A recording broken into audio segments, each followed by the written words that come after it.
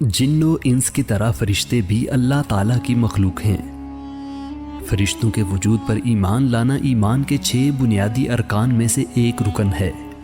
कुरान करीम में 88 मरतबा फरिश्तों का जिक्र आया है। कुरान मजीद के अलावा दीगर आसमानी किताबों और सहीफ़ों में भी फरिश्तों का जिक्र मिलता है। मुसलमानों की तरह यहूद व नसारा भी फरिश्तों के वजूद को तस्लीम करते हैं। फरिश्ते क्या हैं और उन्हें किस चीज़ से पैदा किया गया है, इनकी शक्ल व सूरत कैसी होती है, फरिश्ते मुज़क्कर होते हैं या मुअन्नस, क्या फरिश्तों में शादी बिया और औलाद भी होती है। इस वीडियो में हम इन सवालात के जवाबात कुरान व हदीस की रोशनी में जानने की कोशिश करेंगे। फरिश्तों की तख्लीक कब हुई? कुरान करीम के मुताले से ये बात मालूम होती है कि फरिश्तों की तख्लीक इंसानों से बहुत पहले हुई। अल्लाह ताला ने जब हज़रत आदम अलैहिस्सलाम को पैदा करना चाहा तो उस वक्त अपने इस इरादे से मुतल्लिक फरिश्तों को आगाह किया और तख्लीक आदम के बाद फरिश्तों को हुक्म दिया कि वो आदम को सजदा करें। लेकिन फरिश्ते इंसानों से किस कदर पहले पैदा किए गए, इस बात का वाज़ेह जवाब कुरान व हदीस में कहीं मौजूद नहीं है। फरिश्तों की तख्लीक किस चीज़ से हुई? अल्लाह ताला ने फरिश्तों को नूर से पैदा फरमाया है। रसूलुल्लाह सल्लल्लाहु अलैहि वसल्लम ने फरमाया, फरिश्तों को नूर से पैदा किया गया, जिन्नात को शोला जन आग से पैदा किया गया और आदम को उस शय से पैदा किया गया है जिसकी सिफ्त अल्लाह ने तुम्हें बयान फरमाई है, यानी मिट्टी से। फरिश्तों की कद्दो कामत और जिस्मानी शक्ल सूरत कैसी है? कुरान व हदीस से मालूम होता है कि फरिश्तों में भी बाज छोटे हैं और बाज बड़े, कुछ के 2, कुछ के 3 और कुछ ऐसे भी हैं जिनके 600 बाजू हैं। इरशादे बारी ताला है, अल्लाह ताला ही के लिए तमाम तारीफ़ें हैं जो आसमानों और ज़मीन का पैदा करने वाला है और 2-2, 3-3, 4-4 परों वाले फरिश्तों को अपना कासिद बनाने वाला है। रसूलुल्लाह ने फरिश्तों की अजीम जिस्मानी हैयत व कद्दो कामत को बयान फरमाया है। अब्दुल्ला बिन मसूद से मरवी है, रसूलुल्लाह सल्लल्लाहु अलैहि वसल्लम ने जब हज़रत जिब्राईल अलैहिस्सलाम को उनकी असल शक्ल में देखा तो उनके 600 पर थे। हर पर ने उफ़क़ को घेर रखा था और इनके परों से मुख्तलिफ रंग और हीरे मोती बिखर रहे थे।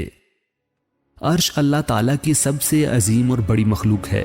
इसका मकाम व मर्तबा बढ़ाने के लिए इसकी निस्बत अपनी तरफ करते हुए अल्लाह ताला ने कुरान मजीद में रब्बुल अर्शिल अजीम और जुल अर्शिल मजीद के अल्फाज इस्तेमाल किए हैं। अर्श को उठाने के लिए अल्लाह ताला ने बड़े बड़े फरिश्तों की ड्यूटियां लगाई हुई हैं। इन फरिश्तों की जिस्मानी ज़खामत बयान करते हुए हुजूर अलैहिस्सलातु वस्सलाम ने फरमाया, मुझे इजाज़त मिली है कि मैं अर्श उठाने वाले फरिश्तों में से एक फरिश्ते का हाल बयान करूं जो अर्श को उठाए हुए है। इसके कान की लो से कंधे तक का फासला 700 बरस की मुसाफत के बराबर है। जिक्र करदा कुरानी आयत और हदीसों से मालूम होता है कि फरिश्ते इंतहाई अजीम मखलूक हैं। अल्लाह ताला ने उन्हें कद्दो कामत और जिस्मानी हैयत के लिहाज से इंसानों की निस्बत इंतहाई अजीम बनाया है। इसके अलावा बाज़ दूसरी कुरानी आयात और अहादीस से फरिश्तों के बाज़ जिस्मानी आज़ा का भी पता चलता है। उनके मुताले से मालूम होता है कि फरिश्ते हाथ, हथेलियां, आंखें, कान, कंधे और पर भी रखते हैं। कुरान व हदीस के मुताले से ये बात भी मालूम होती है कि मजमूई तौर पर अल्लाह ताला ने फरिश्तों को खूबसूरत और वजी पैदा फरमाया है। नेक इंसान की रूह कब्ज़ करने वाले फरिश्तों के बारे में रसूल करीम सल्लल्लाहु अलैहि वसल्लम ने फरमाया, नेक इंसान के पास ऐसे फरिश्ते आते हैं जिनके चेहरे सूरज की मानिंद रोशन होते हैं। फरिश्तों का तज़किरा हो तो पहली फुर्सत में ये बात जहन में आती है कि वो इंतहाई खूबसूरत और हसीन व जमील मखलूक है। लेकिन बाज़ अहादीस में इस बात का तज़किरा भी मौजूद है कि कुछ फरिश्ते इंतहाई डरावनी शक्ल व सूरत और हद दर्जा हैबतनाक हैं। कब्र में इम्तिहान के लिए आने वाले 2 फरिश्तों मुनकर नकीर के बारे में अहादीस में आया है कि वो स्याह रंग हैं और उनकी आंखें नीली हैं। इन्हीं फरिश्तों के बारे में हज़रत उमर रदी अल्लाह ताला अन्हो से मनकूल है, इनकी आंखें तांबे की देगचियों के बराबर हैं, दांत गाय की सींग की तरह और आवाज बिजली की कड़क की तरह गरजदार है। फरिश्तों के जिन्स क्या है? क्या फरिश्ते मुज़क्कर हैं या मुअन्नस? یعنی ان کا تعلق مردوں کی جنس سے ہے یا عورتوں کی سے۔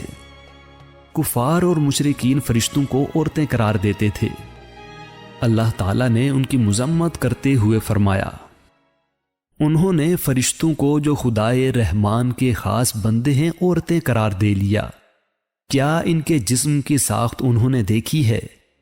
اس آیت کریمہ سے یہ بات واضح ہو جاتی ہے کہ فرشتے مؤنث نہیں ہیں، اور جو لوگ انہیں مؤنث بتاتے ہیں وہ اپنے دعوے میں غلط اور جھوٹے ہیں۔